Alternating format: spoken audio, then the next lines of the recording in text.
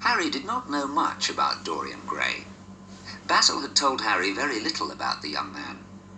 But Harry wanted to know all about Dorian. So Harry asked his friends in London about Dorian Gray. He asked about Dorian's family. Harry enjoyed the story of Dorian Gray. It was a sad and romantic story about love and death. Dorian's grandfather was Lord Kelso, a very rich old man. Dorian's mother was Lord Kelso's daughter, the beautiful Lady Margaret. Lady Margaret fell in love when she was very young. She ran away from home and married a soldier, but she did not have a happy life. Lord Kelso was very angry and never talked to Lady Margaret again. Dorian's father, the soldier, was killed before Dorian was born. Lady Margaret died before Dorian was a year old, so Dorian was an orphan. Harry was very pleased with the story of Dorian Gray. He knew that Dorian was beautiful and young. Now he also knew that Dorian was an orphan. And he knew that Dorian was going to be very rich. Soon Dorian would be 21. Then he would have all Lord Kelso's money. Yes, it was a sad and romantic story.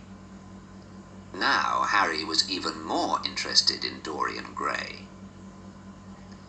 Harry saw Dorian many times in the next few weeks. They met in people's houses and at art galleries and in theatres.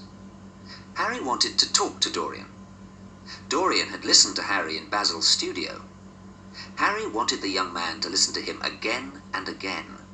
He wanted to give his thoughts and ideas to the young man.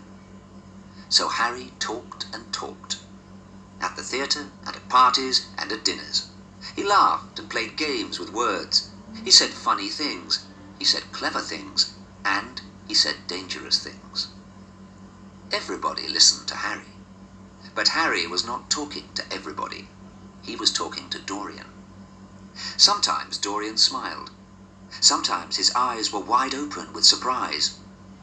Dorian listened to everything Harry said. It was a month after Harry had met Dorian at Basil's studio. Harry had been out to lunch, and he arrived home in the middle of the afternoon. "You are very late, Harry," said a voice. "I've been waiting a long time to see you." The voice sounded very unhappy. Harry went into the library. "You're very late, Harry," said Dorian again. "I wanted to see you. I've got something to tell you. I'm in love, Harry.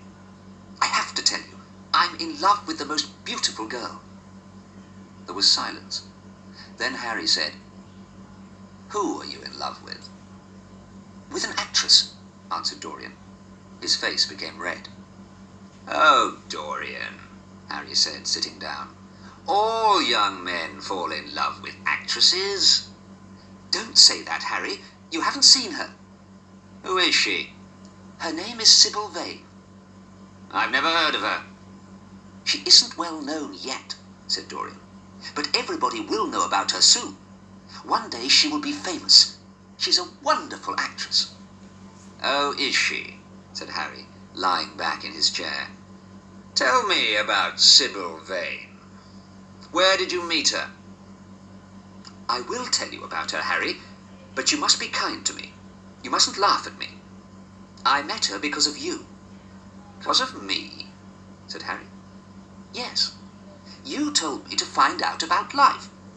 You told me to enjoy life, the good things and the evil things. So I went out. I walked around London. There was excitement and danger everywhere. I knew that something wonderful was going to happen. Then, one night, I went to a different part of London.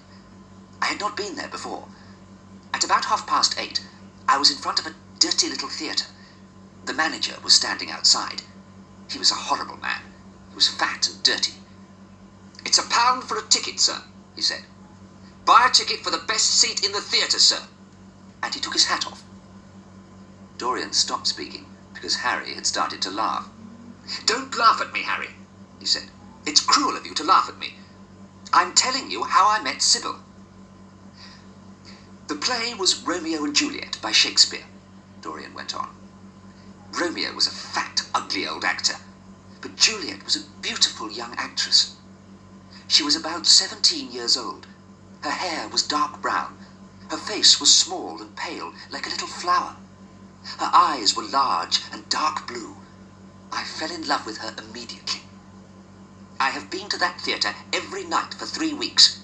I have seen Sybil act in lots of different plays. She is a wonderful actress. Why didn't you tell me about actresses? Because everybody falls in love with actresses, Dorian, said Harry. You are cruel, Harry. I wish I had not told you about Sybil. You had to tell me about Sybil, answered Harry.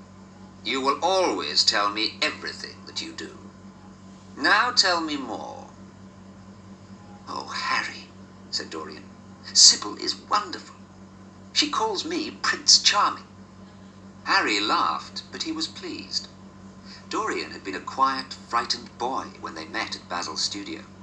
Now he was growing into a man and learning about life. Harry, I want you to see Sybil. I want you to see her act in Romeo and Juliet. Very well, Dorian. I shall come tomorrow, and I shall bring Basil, too. Oh, Basil, yes. I'm afraid I haven't seen him for a week. He sent me my portrait, and I haven't thanked him. I do like the picture, Harry, Dorian continued. I'm pleased with it, but it stays young and beautiful, while I grow older. Today I am a whole month older than the picture. Harry smiled. We will see you tomorrow night at 7 o'clock at the theatre, he said. Dorian left the house, and Harry sat for a while in the library. He thought about Dorian. Harry's brown eyes shone with pleasure. He was pleased that Dorian was in love. He wanted to see what Dorian did next. Harry did not care if Dorian was sad or happy. He had told Dorian to enjoy life, the good things and the evil things, and Harry was going to watch what Dorian did. It was late, and the sun was low in the sky. Harry got up from his chair and went to change his clothes. He went out to dinner. When he returned home that evening, there was a telegram waiting for him. It said that Dorian was engaged to be married to Sybil Vane.